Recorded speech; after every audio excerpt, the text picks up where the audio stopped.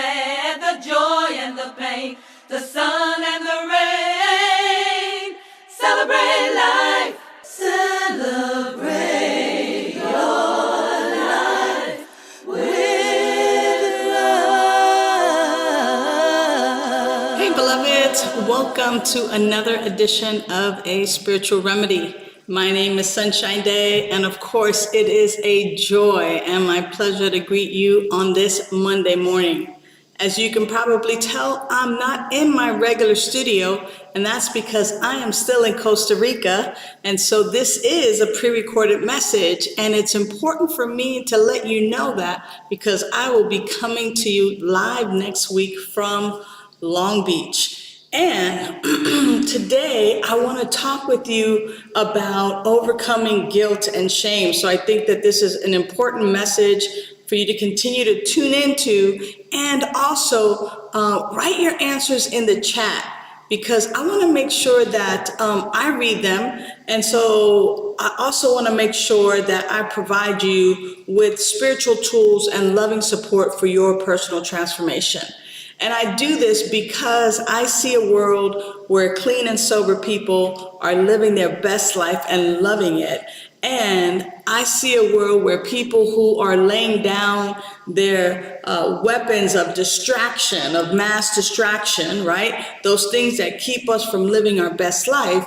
I want to make sure that you have the loving support and the spiritual tools to be able to lay those things aside, to be able to clear up the wreckage of the past and the present so that you can fully live now in the present moment. So if this is of value to you, make sure to like, to follow me on YouTube, and also to reach out to me so that I can be of support to you as your sober spiritual coach. Let's jump in, right? Today, I want to talk about overcoming guilt and shame. And guilt and shame are common emotions in recovery. And as a spiritual living coach, I guide people on a regular basis in letting go of these burdens and help them develop a forgiveness practice so that they can grow spiritually and let these things go, but actually learn from them as well. You know, as I think about people in recovery, I think about Grace Williams, right? Who is a 42-year-old woman who is sober now, but she carries so much guilt and shame over neglecting her children. We know people like that. That might even be you, about neglecting her children in the past, and how overcoming guilt and shame is something that is absolutely like so super important. And the reason why it's so important is because as sober people and as people who are in recovery and are ready to put away those things that no longer serve them, it's important for us to be able to really look at guilt and to really look at shame for what they are. And they are distractions from us living our best life. So what are you feeling guilt about? What are you feeling shame about? And how is it that guilt and shame still run your life? Go ahead and type it into the chat box and let me know, what are some of the things that you still feel guilt and shame about, and how is that really impacting your life?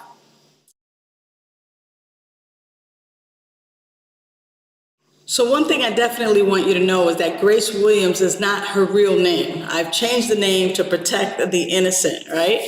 But just so that it's somebody that is kind of personable to you, right? So one of the first things about getting over guilt and shame is getting honest, right? We got to get honest with ourselves. We got to get honest with, what those things are that really impact how we feel guilt and shame, and what it is that we do when guilt and shame come up for us in our daily lives.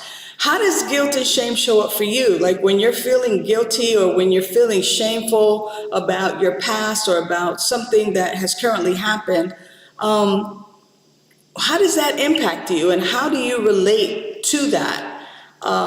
I got to tell you that getting honest is a requirement, and that Grace has to be honest about the mistakes that she's made in the past, the things that she's done on purpose, the things that have been a mistake, and actually get honest about the guilt that she carries. And it involves taking action and making amends wherever possible and accepting that this is part of the growth. Now, this doesn't happen in one or two, or three sessions. This is something that happens over time. And I'm so thrilled to be able to guide you through this process if there is some guilt and some shame that you're still holding on to, because it doesn't really matter whether you are 20 days sober or whether you're 20 years sober. Sometimes even the wreckage of our present, we carry guilt and shame because we've done things in recovery and in our own sobriety that impact other people and hurt and harm other people. I know for me that is true. I'll share a quick story where I carried some guilt and shame, and this is something that happened to me, not happened to me, but that happened in my sobriety. There was a time in my life where I couldn't afford to get my car fixed. And I remember taking it into the dealership, and they told me it was going to be, I don't even remember. I want to say it was like $1,200, $1,500. And I was like, oh, we'll only do this and this and this because I can't afford it. And, the guy, I'm a regular there, right? And so the guy was like, hey, I tell you what, you just bring me $500 cash, I'll hook you up. Now, I knew what was the deal. I knew the deal was either A, he was going to rip me off and not do anything and take my $500, or that he was going to get everything done and he was going to pocket the $500 for himself. At least that's what I imagined that was going to happen. But either way, I did it, and, I brought him the 500, I gave him the 500, and, and lo and behold, like months and months and months and months went by, and I never went back to that dealership. And I needed stuff done, and I was just ridden with some guilt and shame for cheating the company out of everything, and being in cahoots with the service guy who offered me this deal. And I knew that it wasn't the legitimate thing to do. And after several months, almost 9 months, of just kind of being with that shame and guilt, I had to get honest with myself, and then I had to get honest with somebody else. So I actually went into the dealership and I told one of the women who worked there, who I had a relationship with, and she greeted me with all this love. She said, hey baby, how you doing? I haven't seen you in such a long time. And I was like, oh yeah, you know what, Miss May, I gotta tell you something. Can we go into your office? She took me into her office, and I told her the story that I told you. And she said, oh, sweetheart. She said, God is going to bless you. God is going to bless you. Come on, let's go. And I thought it was done. And she said, let's go tell the service manager. I didn't want to tell the service manager. I was still feeling guilty and still feeling a lot of shame that here I am with so much sobriety and so much spirituality and, all of that stuff, that I had stooped to this level. But that was the truth. That's what I did. I did what I did, and I didn't do what I didn't do. And I had to tell the story again, and I had to tell the story now, this time to the service manager. And he came, he was talking with me, and I was telling him the same thing that I told Miss May and the same thing that I told you earlier. And he went behind his desk and he was looking, and he was like, you haven't been here in 9 months, and this is the service and I was telling him, yeah, I feel badly about it, and I want to come correct. I want to pay for the service, and I just want to come correct. And, he thought about it, and he was like, there's no way for me to know, what was really done to your car, but don't you ever do that again. And if anybody ever offers you that kind of stuff here, you make sure that you tell me right away, and oh, by the way, if you ever need a discount, come and see me. I can give you an approved discount. Whew. I tell you something, it was one of the hardest things to do, but I will admit to you that the load was lifted and I was able to feel good about making amends and not repeating that behavior and forgiving myself and forgiving the service tech for even asking me or making that offer to me in the first place, there's things to do besides acknowledging and taking responsibility. There's also forgiveness. There's learning and growth that comes as a result of this. I learned so much. And, the shame was really about cultivating and learning how to cultivate some self-esteem. And there are practices, spiritual practices like rituals of release, forgiveness exercises, and affirmations, and there's this knowing that right where I am, God is, and that this is a human experience. That this does not define the all in all of who I am, and yet it's easier for me to tell the story now because I'm no longer riddled with that shame and that guilt. And too many times we think, oh, whatever it is that I've done, whether it's been neglecting kids, whether it's, unprotected sex, or sex for drugs and money or for whatever, stealing, doing whatever it is that we do that we have shame and guilt around, what I can tell you is that there is a freedom from the wreckage of our past and the wreckage of our present. And that if you would give yourself the opportunity to be rid of guilt and shame, you too can begin to live a life beyond your wildest dreams. And so that's my message for you today. I really want to know from you what it is that you would like to know. And I want to be your coach and your spiritual living coach and help you through the shame and the guilt. At Be That Spiritual Learning Center, that's what we're about. We're about providing spiritual tools and loving support for your personal transformation. And sometimes a sponsor is not enough. Sometimes a best friend is not enough. Sometimes we need professional help.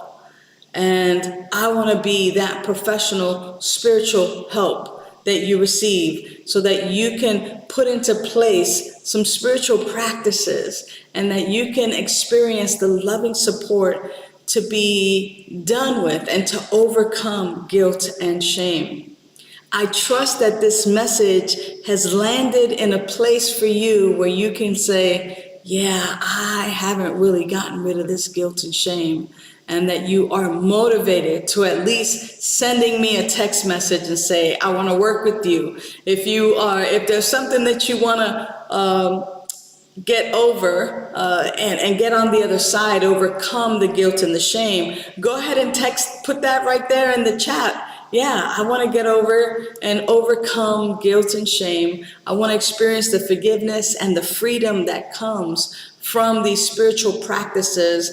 And here's the thing is that this is the promise of recovery, that we will not regret the past nor wish to shut the door on it. And so that is my offer to you now. I also just want to remind you that I am still right from here, Costa Rica, still sending and receiving gratitude messages. So if you want to get in on this gratitude train, because what I believe is what you appreciate appreciates. If you want to get in on this gratitude train, go ahead and send me your gratitude list to 562-928-6460. That's 562-928-6460. Send me your gratitude. I will send you back mine. And I look forward to coming to you live from Long Beach next Monday. I can't wait. I can't wait to interact with you all and to be with you again right here on A Spiritual Remedy. Until the next time, know that you are loved and know that you are worth it. Bye for now. Celebrate life. You Thanks for tuning in to A Spiritual Remedy. Use the links in the description for prayer requests, to donate to Be That Spiritual Learning Center, and to join our mailing list. Remember to like, share, and subscribe. And you can visit us at vidaslc.org for more information.